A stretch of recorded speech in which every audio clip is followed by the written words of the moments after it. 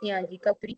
Y quien les habla, Jenny Aguirre. Queremos hacer un recorrido por un decenio de cómo ha evolucionado las políticas de inclusión. Los años que vamos a trabajar son 2014-2024. Muy buenas noches. En este ejercicio entonces vamos a iniciar hablando de los programas de formación para docentes. Es una política de gobierno que se lanza el 13 de junio del 2014 y esta política se crea con el propósito de suplir la necesidad que tenían en ese momento los maestros en Colombia para prepararse de una mejor manera, con el propósito de enseñar de una manera incluyente para todos los niños y niñas de nuestro país. En ese orden de ideas seguimos nuestro recorrido por los lineamientos de educación inclusiva emitidos el 3 de marzo del 2014. Estos lineamientos salen como una guía para que los colegios empiecen a cambiar su formación para enseñar y de tratar a sus estudiantes pensando que todos merecen estudiar en términos de igualdad, eliminando las barreras que existen en términos de educación. De igual manera sale la resolución 1724 emitida por la Agencia Colombiana de Reintegración el 22 de octubre y surge como una necesidad para ayudar a las personas que estuvieron en grupos armados, los cuales se intentan volver a la vida civil y muchos de estos tienen diferentes heridas sociales, educativas y demás, por lo cual sale esta resolución.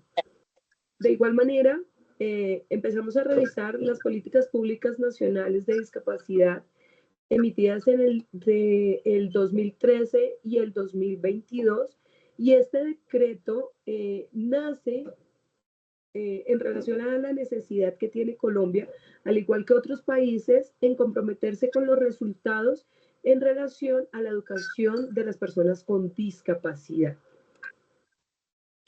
Seguimos por aquí con el informe de seguimiento de educación para todos. Este es un ámbito más internacional emitido por la ONU, el cual nos dice que entre el 2000 y el 2015 se han hecho avances significativos, pero tenemos que seguir trabajando en términos de la educación para las personas con discapacidad. De ahí pasamos al Foro Mundial realizado en Corea, uno de los elementos y una de las reuniones más importantes realizada el 20 de mayo del 2015, donde se reunieron líderes de muchos países en el cual se acordó y se llegaron a diferentes acuerdos en términos de educación, derechos y privilegios, más allá de las fortalezas y debilidades. Lo que buscaba era satisfacer las necesidades de una comunidad y romper las barreras. Seguimos acá con las líneas estratégicas de la política educativa del Ministerio de Educación. Estas son emitidas el 7 de diciembre del 2015 y estas líneas estratégicas son planes generales que tiene el Ministerio de Educación para mejorar la educación en nuestro país, y lo que busca es realizar compromisos en términos de educación inclusiva, es decir, que llegue para todos los estudiantes sin importar las necesidades o las barreras que tengamos. De igual manera se emite la ley 1804 del 2016, la cual es la ley conocida como de cero a siempre, la cual reconoce la importancia de la infancia de los 0 a los 6 primeros años de vida, en los cuales se tiene en cuenta también a las personas que tienen, o a los niños en este caso, que tienen alguna discapacidad, rompiendo las barreras que tenemos en ese momento. En ese orden de ideas pasamos al plan decenal 2016-2026, y en este lo que se buscó fue construir una participación de muchas personas, gente muy vasta, con un amplio bagaje de conocimiento en educación, el cual buscaba transformar el sistema educativo para que se adopte a las necesidades de cada persona y el sistema lo adaptemos también a las necesidades. De aquí pasamos a donde nuestra compañera que nos va a seguir complementando la información en términos de políticas educativas inclusivas. Buenas noches. Bueno, acá nos vamos al ámbito internacional. Vamos a hablar de la observación 4 del 2016 sobre los derechos de la educación inclusiva. Esta buscaba cómo orientar a los estados en el cumplimiento de las obligaciones y de los derechos de las personas con discapacidad. Sigue, Dayana. Ya, Dayana, pasa la otra, por favor.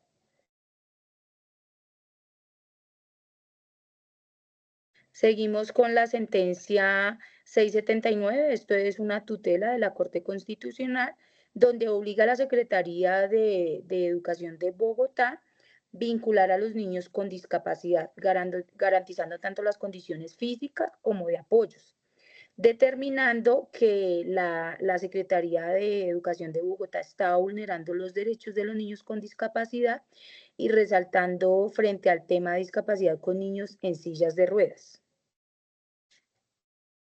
Continuamos con guía para asegurar la inclusión y la equidad en la educación. Esta guía fue construida como una herramienta para apoyar el sistema educativo, para garantizar los compromisos educativos y de calidad, orientada a políticas y prácticas educativas. Esto se les da como una orientación a los docentes y directivos docentes, con el propósito de que empiecen a vincular la normatividad frente al tema de la inclusión educativa. Tenemos las orientaciones técnicas y administrativas y pedagógicas para la atención educativa a estudiantes con discapacidad. Esto fue en el 2017. El propósito es garantizar los derechos de la educación educativa. Surge por la necesidad de transformar un sistema educativo en un modelo que reconozca la diversidad, brindando las herramientas a los docentes y a los directivos docentes. Continuamos con el Plan Sectorial de Educación 2016 hacia una ciudad educadora. Este plan es un fortalecimiento al sistema educativo y que tiene como eje central la transformación de la ciudad. La idea es eliminar barreras de aprendizaje mediante la implementación de estrategias pedagógicas y los ajustes razonables dentro de las aulas educativas. Después seguimos con la resolución 1525 del 2017, la cual establece los criterios y procedimientos para los ajustes razonables, así como la flexibilización en el sistema evaluativo en los estudiantes con discapacidad, con el propósito de que ellos sean evaluados de manera justa, reconociendo sus potencialidades y sus capacidades. Tenemos un decreto que fue muy importante, que es el 1421. Este fue clave para todo el proceso de inclusión en Colombia, dado que regula cómo se debe atender a los niños con discapacidad en los colegios. Se creó con el fin de garantizar una educación de calidad, brindando apoyos, ajustes razonables y participación plena. Esto mediante la implementación de estrategias como la formación a los docentes y para fortaleciendo los procesos educativos de los estudiantes.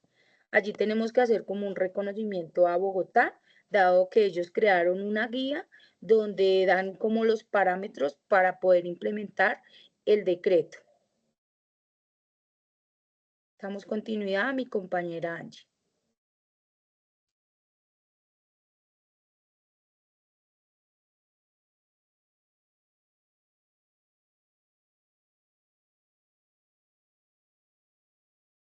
Angie, ¿nos escuchas? Sí, ya. Entonces continuamos con la política pública. Compañera, por favor. Bueno, la política pública distrital de discapacidad y de seguimiento se empezó el 30 de abril de 2018. Con ayuda de la Secretaría de Educación, junto con diversas entidades, implementaron acciones para garantizar el monitoreo. Su objetivo principal fue promover la educación inclusiva, asegurando que todos los estudiantes con discapacidad tengan acceso a un entorno accesible y adaptado a sus necesidades. ¿Qué quiere decir eso?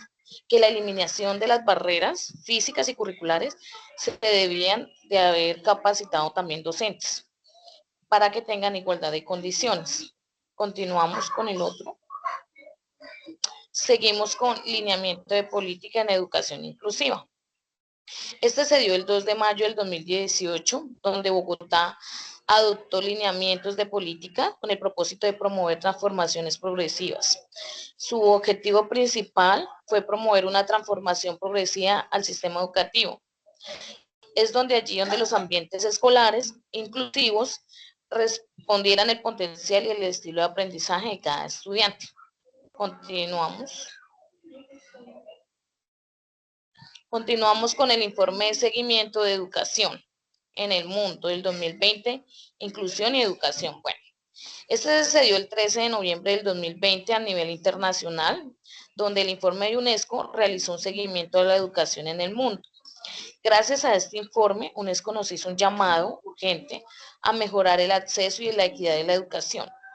Primero que nos dice el informe fue recopilar la información sobre los estudiantes con discapacidad, vulnerables y contexto crisis. Lo segundo que dice es que la creación de los entornos escolares sean accesibles y que la capacitación de los docentes sea una estrategia de educación inclusiva.